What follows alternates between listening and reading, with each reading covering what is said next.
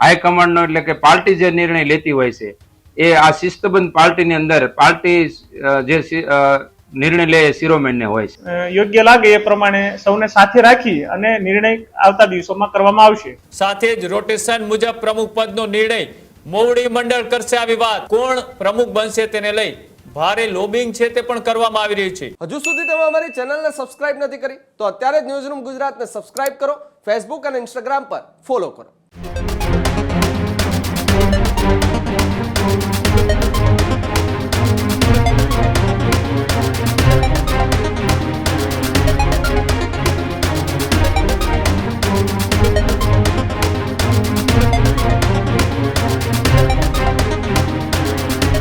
સમાચારોમાં આગળ વાત કરીએ બીજા મહત્વપૂર્ણ સમાચારની તો સ્થાનિક સ્વરાજની ચૂંટણીના પરિણામો આવી ગયા। પરિણામો બાદ હવે પ્રમુખ કોણ તેને લઈ પણ ભારે ચર્ચાઓ અને ગરમાવો જોવા મળી રહ્યો છે। ભાજપમાં જિલ્લા સ્તરે પ્રમુખ પદે આંતરિક લોબિંગ શરૂ। બોટાદ જિલ્લા પંચાયતના પરિણામોમાં કોળી સમાજનો દબદબો।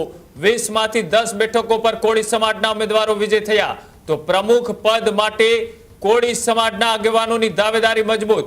બહુમતી ધરાવતા કોળી સમાજને પ્રમુખ તરીકે પસંદગી કરવાની સમાજે ઉઠાવી છે માંગ।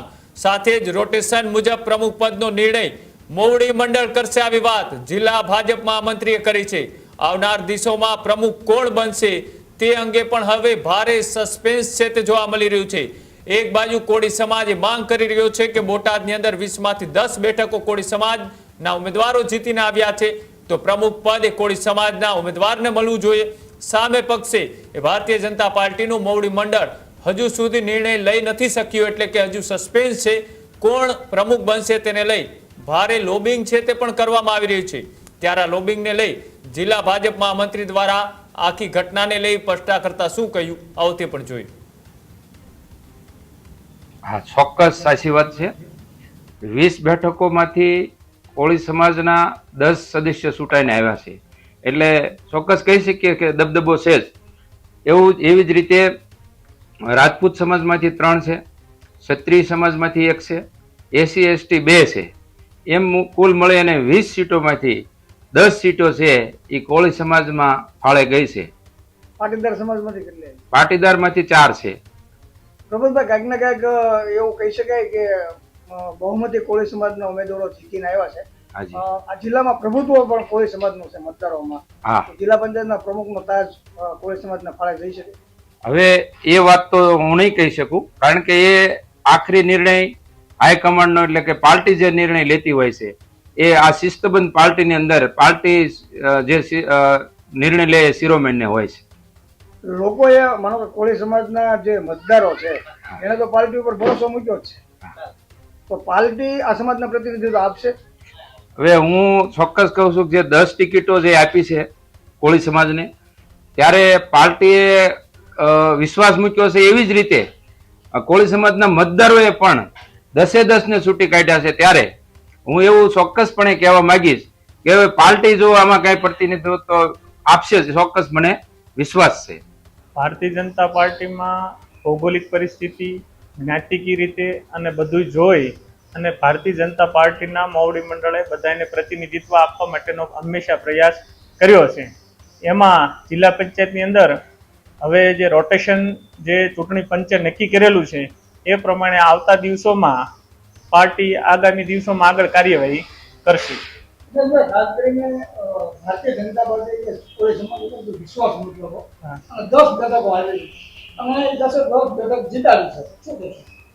આપણે તમામ સમાજને હંમેશા ભારતીય જનતા પાર્ટીએ સાથે રાખી અને ચાલવાનો હંમેશા પ્રયત્ન કરે છે અને દરેક સમાજને ટિકિટમાં પણ સારું એવું પ્રતિનિધિત્વ મળે વસ્તી પ્રમાણે એ માટેના હંમેશા પાર્ટી પ્રયત્ન કરતી હોય છે।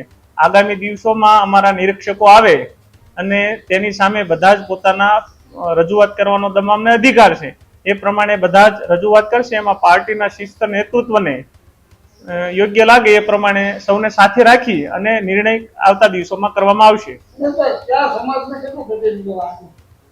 આપણે મેક્સિમમ અહીંયા 10 ટિકિટ આપણે કોળી સમાજને આપી છે, 4 ટિકિટ પટેલ સમાજને આપી છે, ક્ષત્રિય સમાજને પણ ટિકિટ આપી છે, આપણે રાજપૂત સમાજને પણ ટિકિટ આપી છે। નાનામાં નાના સમાજને ટિકિટ આપવા માટેનો હંમેશા ભારતીય જનતા પાર્ટીનો પ્રયત્ન રહ્યો છે, સૌને સાથે રાખી અને આ વિકાસ યજ્ઞમાં સૌ સાથે રહી અને કામ કરે એ માટેનો હંમેશા ભારતીય જનતા પાર્ટીનો એક નારો રહ્યો છે, સૌનો સાથ સૌનો વિકાસ. એમાં બધાને સાથે રાખી અને ચાલવાનો હંમેશા પ્રયત્ન ભારતીય જનતા પાર્ટી દ્વારા રહેશે. કોળી સમાજના કેટલા ઉમેદવારો જીતીને આવ્યા છે? કોળી સમાજના 20 માંથી 9 લોકો તળપદા કોળી અને એક ઠાકોર સમાજમાંથી કુલ 10 લોકો કોળી સમાજમાંથી જીતીને આવેલા છે. ક્યાંક ને ક્યાંક કોળી સમાજના આગેવાનોની એક એવી લાગણી છે, પક્ષ પર એક ભરોસો છે કે અમારા આટલા પ્રતિનિધિઓ જીતીને આવ્યા છે, અમે એમને જીતાડ્યા છે અને પક્ષ જે છે એ અમને 100% પ્રતિનિધિત્વ આપશે, પ્રમુખ તરીકે કોળી સમાજનો વારો આવશે એવી લોકોની એક માંગણી અને લાગણી છે. આમાં તમે શું કહેશો?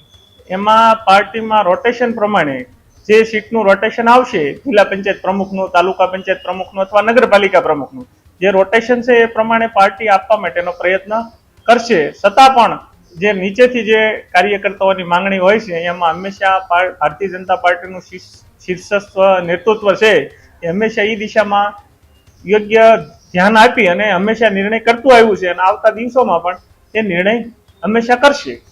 એક વાત એવી છે કે પક્ષે જે સમાજ ઉપર ભરોસો મૂકીને ટિકિટ વાળી એ સમાજે તેના પરિણામ પણ આવ્યો છે, એ વાત તમે કેટલી માનો? હા, ભારતીય જનતા પાર્ટીમાં કોળી સમાજમાંથી અમારા કેન્દ્રના મંત્રી અને અહીંયા સાંસદ નીમુબેન પણ અહીંયા હંમેશા અહીંયા આપણું પ્રતિનિધિત્વ કરે છે. આગામી દિવસોમાં પણ એમને સાથે રાખી સૌ મોવડી મંડળ જે નિર્ણય કરે એ ભારતીય જનતા પાર્ટીના દરેક ચૂંટાયેલા જે પ્રતિનિધિ છે, સદસ્યો છે એને હંમેશા માન્ય હોય છે અને સાથે મળી અને આગામી દિવસોમાં બધા યોગ્ય નિર્ણય જે લેશે એને શિરોમાન્ય કરશે. હજુ સુધી તમે અમારી ચેનલને સબસ્ક્રાઇબ નથી કરી તો અત્યારે જ ન્યૂઝરૂમ ગુજરાતને સબસ્ક્રાઇબ કરો, ફેસબુક અને ઇન્સ્ટાગ્રામ પર ફોલો કરો.